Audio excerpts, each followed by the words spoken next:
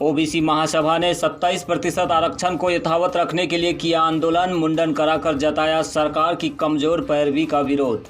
जंगलों में पर्चे फेंककर नक्सलियों ने दर्ज कराई उपस्थिति। पर्चों में नक्सलियों ने की केंद्र व राज्य सरकार के नीतियों की आलोचना। चाइना में राखियों का विकल्प बनेगी गाय के गोबर से बनी राखियां। दिनी स्थित अमृत गौशाला में लिखी जा रही है आत्मनिर्भरता की नई इबारत।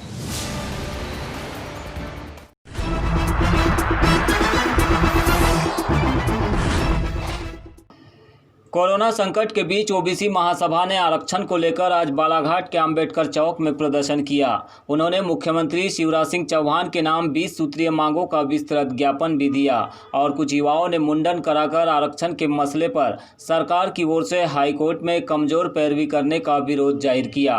गौरतलब है कि मध्य प्रदेश में 54% अधिक आबादी वाले पिछड़ा वर्ग के लिए कमलनाथ सरकार में 27% आरक्षण लागू किया गया था, लेकिन उक्त आदेश को चुनौती देते हुए न्यायालय में याचिका दायर की गई है। वर्तमान में शिवराज शासनकाल में अधिवक्ताओं के द्वारा मजबूती से ओबीसी वर्ग का पक्ष नहीं रखा जा रहा है, जिसके कारण मेडिकल शिक्षा में तथा लोक शिक्षा आयोग की भर्ती में दिए गए आरक्षण का लाभ ओबीसी वर्ग को नहीं मिल रहा है। इसी को लेकर ओबीसी महासभा जिला अध्यक्ष सौरभ लोधी के नेतृत्व में आज सैकड़ों युवाओं ने ओबीसी के संवैधानिक अधिकारों को लेकर ज्ञापन प्रेषित किया और विभिन्न मांगों को पूरा किए जाने की मांग की है, जिसमें मध्य प्रदेश में ओबीसी के 27% आरक्षण को यथावत रखा जाए। उच्चतर एवं माध्यमिक शिक्षक भर्ती के दस्तावेज सत्यापन प्रक्रिया को शीघ्र पूरा किया जाए। ओबीसी समाज को जनसंख्या के अनुपात में 52% आरक्षण पूरे प्रदेश में लागू किया जाए। बेरोजगारों के लिए शासकीय नौकरियों का विज्ञापन जारी किया जाए जैसी प्रमुख मांगें शामिल है। दरअसल पूरे विश्व में कोविड-19 महामारी के दौर में भी ओबीसी महासभा के बैनर तले आज सड़कों पर आना पड़ा। हमारी कुछ मांगे हैं। हमारी पहली मांग यह है कि मध्य प्रदेश में लगभग 52 से 54% जनसंख्या ओबीसी की है, जबकि विगत वर्षों से समस्त सरकारी भर्तियों में 14% आरक्षण के साथ में मात्र भर्तियाँ हो रही हैं। इससे हो ये रहा है कि हमारे जो ओबीसी की प्रतिभावान युवक युवतियाँ हैं, इनको पर्याप्त प्रतिनिधित्व नहीं मिल पा रहा है कि वो सरकारी पदों तक पहुँच पाएँ।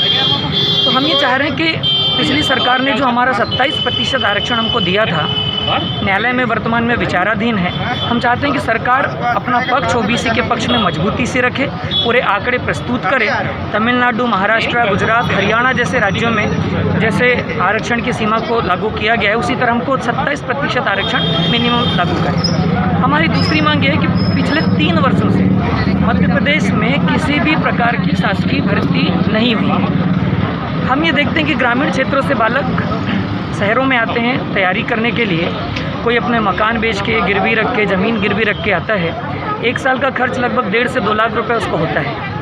3 वर्षों से हम मानसिक प्रताड़ना झेल रहे हैं, कोई भर्तियां नहीं। हम हताश हो रहे हैं। इसी कारण कुछ युवा साथी हमारे आत्महत्या भी कर रहे हैं। खरगोन में 2 युवकों ने 4 दिन पहले ही आत्महत्या की है। बालाघाट में भी एक मामला अभी सामने आया है। हम ये सरकार से चाह रहे हैं कि जितनी भी शासकीय भर्तियाँ हैं, अघोषित रोक हटाई जाए और तुरंत त्वरित रूप से सरकारी भर्तियाँ का विज्ञापन जारी किया जाए तथा कोविड-19 की स्थिति सामान्य होने पर उनकी भर्ती परीक्षा कराई जाए। मैं आपको बता दूं, जैसे 2011 में इससे पहले भर्ती हुई थी और 2011 के बाद में 2018 में जो है वैकेंसी निकली। तो ये वैकेंसी आप वर्गों का मामला देख लीजिएगा कि केवल और केवल इस वैकेंसी में सामाजिक विज्ञान और जो हिंदी विषय है, इसके साथ में अन्यायपूर्ण जो है वर्गीकरण किया गया। जबकि हज़ारों की संख्या में जो है रिक्त पद है सामाजिक विज्ञान के और हिंदी के। यहाँ पे एक बात और बोल देना चाहूँगा सर कि राजपत्र जैसे जारी हुआ 2018 में, वहाँ के पेज नंबर 8 में और नियम नंबर 14 में स्पष्ट वर्णन किया गया है कि ये वैकेंसी एग्ज़ाम होने से पहले सभी विषयों का विषयवार जो है पदों का जो है वो पदों की गिनती होगी, है ना। लेकिन ये नियम देने के बाद भी पदों का कोई जो है विस्तृत जो है उन्होंने जो है पदों के रिक्त पदों का कोई विवरण प्रस्तुत नहीं किया। और जब जैसा नियम है, अब क्या हुआ, एग्ज़ाम लेने के बाद में उन्होंने जो विज्ञान है, सामाजिक विज्ञान और हिंदी जो विषय है, उसको बहुत निम्न स्तर पर पद दे दिए गए थे। सामाजिक विज्ञान में 60 पद है, विज्ञान में जो है 50 पद है और हिंदी में मात्र 100 पद दिए। यदि इसका कैटेगरी वाइज यदि हम वर्गीकरण करते हैं तो हर कैटेगरी में बड़े मुश्किल से 1 या 2 पद ही आ रहे हैं, जो कि यहाँ मध्य प्रदेश के युवा के साथ में बहुत बड़ा छला हुआ है। और इस तीनों विषय में लगभग मान के चलिए कि 4.5 लाख के आसपास जो है फॉर्म फिल हुए हैं। आज ओबीसी महासभा के नेतृत्व में बालाघाट जिले के समस्त युवा साथी आज यहाँ अम्बेडकर चौक पहुँचे। इसमें हमारी मध्य प्रदेश सरकार से प्रमुख मांग में पहली मांग यह है कि जो 27% आरक्षण ओबीसी को दिया गया था उसे यथावत रखा जाए, क्योंकि हाईकोर्ट में उक्त केस चल रहा है। तो मध्य प्रदेश सरकार से हमारा निवेदन है कि उसकी पैरवी अच्छे से की जाए और 27% आरक्षण संपूर्ण मध्य प्रदेश में लागू किया जाए। दूसरी हमारी जो मांग थी, 2018 में जो शिक्षक भर्ती हुई है उनकी सत्यापन प्रक्रिया पिछले माह प्रारंभ की गई थी, किंतु 3 दिन के पश्चात ही सत्यापन की प्रक्रिया को बंद कर दिया गया। तो हम मध्य प्रदेश सरकार से मांग करते हैं कि शिक्षक भर्ती प्रक्रिया को पुनः प्रारंभ किया जाए। तीसरी जो हमारी मांग है, जनसंख्या के हिसाब से संपूर्ण मध्य प्रदेश में 52% आरक्षण ओबीसी समाज को दिया जाए। चौथी जो मांग है हमारी, बालाघाट जिला नक्सल प्रभावित क्षेत्र के अंतर्गत आता है। तो बालाघाट जिले में शासकीय नौकरी में जितने भी सेवक हैं सभी को नक्सल प्रभावित क्षेत्र होने का अलग से लाभ दिया जाए। ऐसी 20 सूत्री मांगों को लेकर आज बालाघाट जिले की युवा शक्ति यहाँ पे जमा हुई थी। शासन के निर्देशों का पालन करते हुए, सोशल डिस्टेंस का पालन करते हुए, मास्क सैनिटाइजर का उपयोग करते हुए हम सभी ने अपनी मांग यहाँ पे रखी और शासन प्रशासन का ध्यान आकर्षित करवाया। इसमें हमारे 3 युवा साथियों ने मध्य प्रदेश सरकार का विशेष रूप से ध्यान आकर्षित करवाने के लिए मुंडन भी किया है। तो मैं मध्य प्रदेश सरकार से, मध्य प्रदेश के मुख्यमंत्री शिवराज सिंह चौहान जी से मांग करता हूँ कि हमारी 20 सूत्री मांगों पर जल्द से जल्द विचार करें। अगर जल्द से जल्द विचार नहीं किया जाता है तो जो आज बालाघाट में आगाज हुआ है यह बड़ा रूप लेगा और संपूर्ण मध्य प्रदेश में ओबीसी महासभा शिक्षक भर्ती के अभ्यर्थियों के साथ में खड़ी रहेगी और आवाज़ बुलंद करेगी।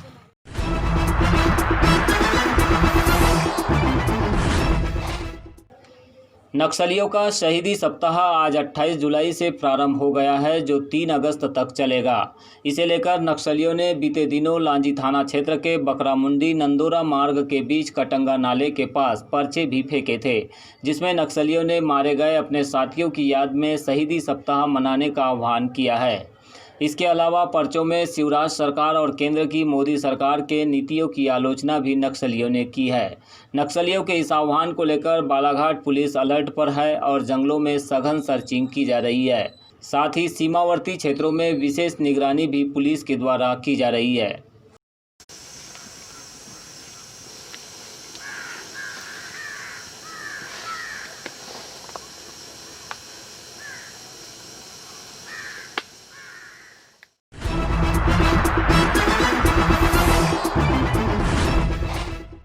इस बार रक्षाबंधन पर बहन भाइयों की कलाई पर चाइनीज राखी नहीं बल्कि देसी गायों के गोबर से बनी राखियां बांधेगी। बालाघाट जिले के ग्राम दीनी स्थित अमृत गौशाला में गाय के गोबर से राखियां बनाई जा रही है। ये राखी बाजार में भी उतारी जाएगी। कुछ लोगों ने इन राखियों को खरीदने में दिलचस्पी भी दिखाई है। नष्ट होने के बाद यह राखियां पर्यावरण को हानि नहीं पहुंचाएगी, बल्कि इसमें मौजूद तुलसी के बीजों से पौधे भी उगाएंगे। आपको बता दें कि कोरोना त्रासदी और चीन के साथ सीमा विवाद के बाद देश भर में चाइनीज उत्पादों का पुरजोर तरीके से विरोध हुआ है और आत्मनिर्भर भारत को लेकर अभियान भी चला। इसी से प्रेरित होकर दीनी निवासी एक युवा भुवन उपवंशी, जो कि इंजीनियरिंग की पढ़ाई के बाद गौशाला का संचालन कर रहे हैं, ने गोबर की राखियों को चाइना का विकल्प बनाने की दिशा में काम शुरू किया है। भुवन उपवंशी ने चर्चा में बताया कि भारतीय संस्कृति में देसी गाय के गोबर का काफ़ी महत्व है। इसी महत्व को ध्यान में रखते हुए बिना किसी सरकारी मदद और प्रयोग के उन्होंने इस दिशा में कार्य शुरू किया है। फिलहाल मांग कम है, लेकिन इन उत्पादों को लेकर लोगों में जिज्ञासा बढ़ रही है, जिससे अब वे गोबर से बने उत्पादों को जिले के बाहर भी विस्तारित करने की योजना बना रहे हैं। साथ ही दर्जनों युवाओं को रोजगार देकर कोरोना संकट काल में उन्हें भी आत्मनिर्भरता की दिशा में प्रेरित कर रहे हैं।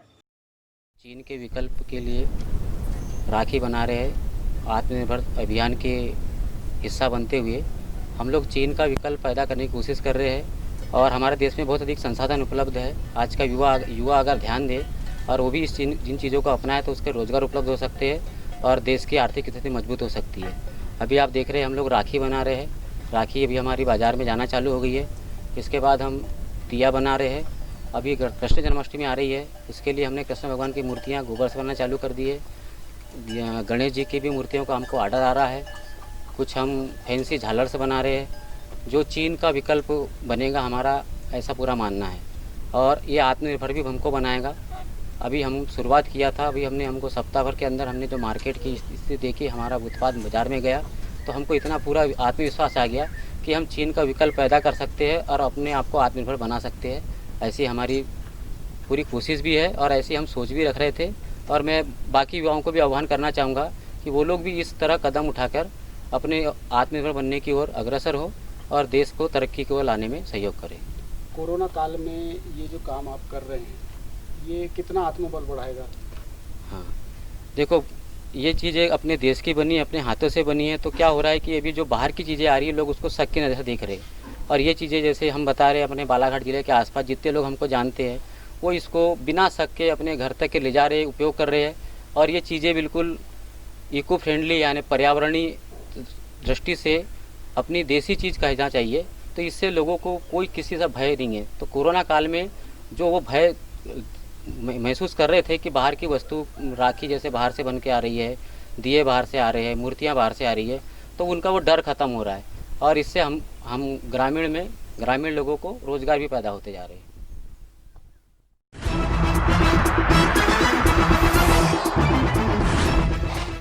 नगर मुख्यालय को व्यवस्थित और सुंदर बनाने के लिए कलेक्टर दीपक आर्य द्वारा लगातार प्रयास किए जा रहे हैं। अतिक्रमण हटाए जाने के बाद बेरोजगार हुए खाद्य सामग्री का विक्रय करने वाले फुटपाती दुकानदारों को स्थायी जगह मुहैया कराए जाने काली पुतली चौक के समीप स्थित गार्डन में चौपाटी बनाई जा रही है, जिसका कार्य लगभग पूर्ण भी हो चुका है। इस स्थल का मंगलवार को कलेक्टर दीपक आर्य ने निरीक्षण किया। मीडिया से चर्चा के दौरान कलेक्टर ने कहा कि 15 अगस्त तक संभवतः बाकी कार्य पूर्ण हो जाएगा। उन्होंने बताया कि फिलहाल दुकान आवंटन की प्रक्रिया प्रारंभ कर दी गई है। शुरू हुआ है, आप सभी को पता है। अब अंतिम लैप में हम लोग हैं। मुझे लगता है कि 15 अगस्त तक ये कार्य पूर्ण हो जाएगा। तो आवंटन हो जाएगा सर? आवंटन का तो प्रक्रिया प्रारंभ हो गई है। आवंटन की प्रक्रिया चल रही है। जो 14 लोग बाहर हैं उन लोगों को बेस रेट में इन्होंने उपलब्ध करवा दी गई है शॉप्स। जो उनका नंबर आवंटन किया जाएगा वो लॉटरी के हिसाब से उनको दे दिया जाएगा, एक। और दूसरा जो लोग ओपन मार्केट में, ओपन मार्केट के कुछ बिड्स आए हैं, मुझे जानकारी नहीं है लेकिन बिड्स आ चुके हैं।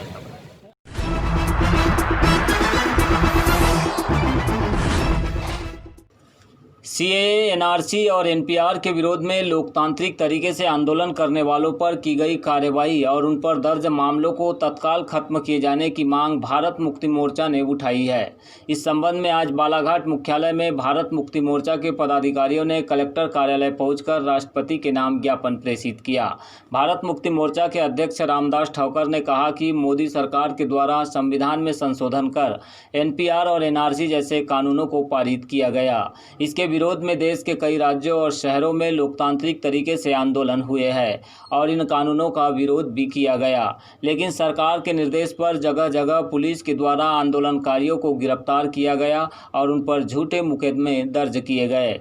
इसी के विरोध में भारत मुक्ति मोर्चा के द्वारा ज्ञापन प्रेषित कर इन मुकदमों को तत्काल खत्म किए जाने की मांग की गई। इस मौके पर मोर्चा के अन्य पदाधिकारियों में प्रमुख रूप से राजेश मरार भी मौजूद रहे। अधिकतर कितने लोगों पे? अधिकतर अभी संख्या तो ऐसी कही नहीं जा सकती, परंतु फिर भी जो हमारे जो छात्र लोग हैं सारे विश्वविद्यालयों में, दिल्ली में, गोरखपुर में, जहाँ जहाँ भी विश्वविद्यालय, क्योंकि भारतीय विद्यार्थी मोर्चा एक बैनर है विद्यार्थियों का, युवाओं का, बेरोजगारों का। एक भारत मुक्ति मोर्चा है ना। भारत मुक्ति मोर्चा के हमारे जिलाध्यक्ष अभी क्या मांग की गई है? अभी उन पर जो केस लागू किए गए हैं उन केस को वापस लिए जा रहे, उनको रिहा कराया जाए। और डॉक्टर कपिल खान का भी मामला है। डॉक्टर कपिल खान जो सेवा कर रहा था बच्चों को, जिसने बचाया गोरखपुर यूपी में, तो उन पर भी बहुत सारे, उनको भी जमानत तो दे दी गई, लेकिन उन पर केस अभी भी लागू है उनको, तो उनको तत्काल रिहा किया जाए।